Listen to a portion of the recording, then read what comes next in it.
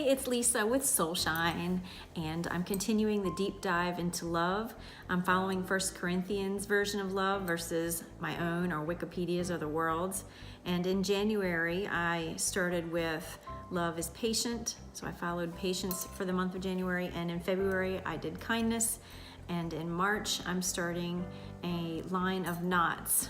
So this is the series of love is not envious, or love does not envy. So here we go. We're just talking about envy today. So the second in a series of each month, I wanted to give you guys some Toolbelt tricks, some things to make your life a little bit easier when you're noticing envy so that you can love a little bit better.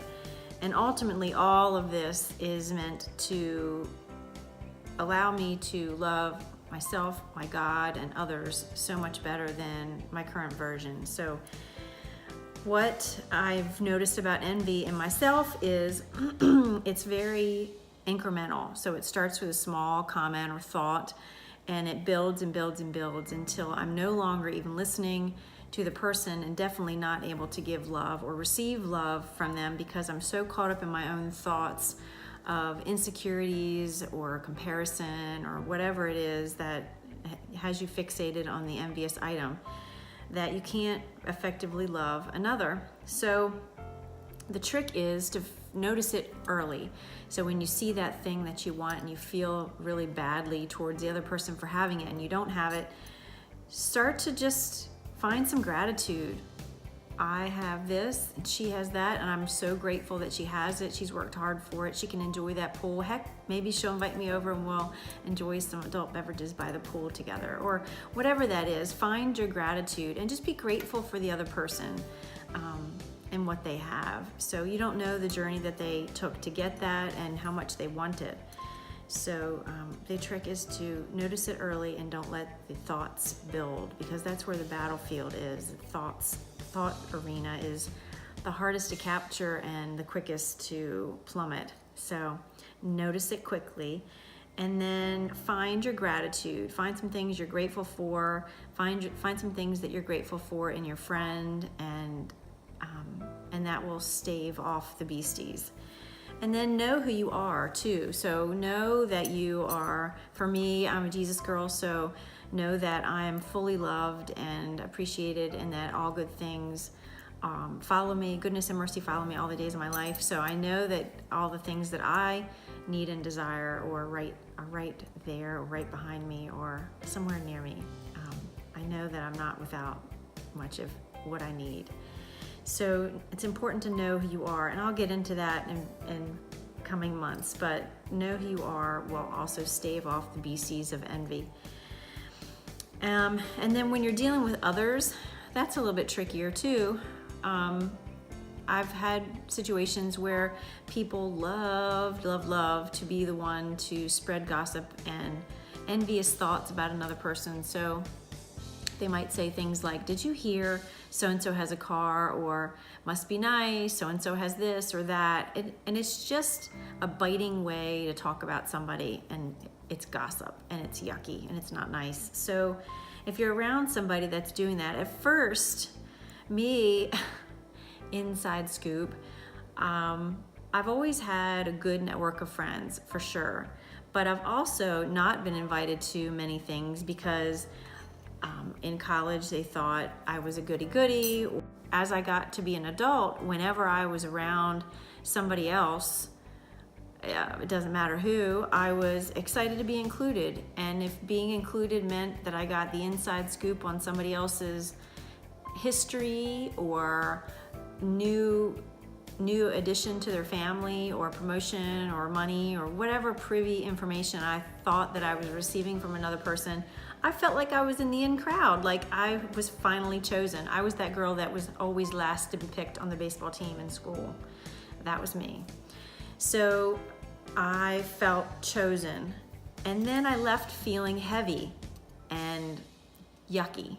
I just didn't like it. I don't feel good talking about other people, and it doesn't feel good listening to bad stuff about another person. So if that makes me a goody-goody, well, then I guess I'm a goody-goody. So when you're around somebody that's often talking about other people, or even, showing envious thoughts about somebody else. We want what they have, and we feel badly towards them for having it. Then find the good. Find the good in that other person, or even better, don't talk about that person. Find the good in the person that's delivering the news. Tell me a good story about you. Tell me something good. How are your children? How's your work? What do you like to do in your time off? Let's refocus on you. Or, I hate to say it, walk away. If you can't be nice, then just leave. Know your limits. Like, know that this person's gonna be this way, and when I leave, I always feel this way. Then don't hang out with that person all the time. Don't put yourself through it. It's not your job to fix every conversation or make somebody think a better way. That's God's work. So your job is just to make yourself a little bit better every day and spread some light along the way. Drop some seeds, tell about God, tell about love, show love, which is this whole series showing a better version of love for everyone every single day. So if you can't curb somebody else's envious thoughts in themselves or about somebody else or towards you or whatever the context is, then maybe it's better you reduce the amount of time that you spend with that person. I'm just saying.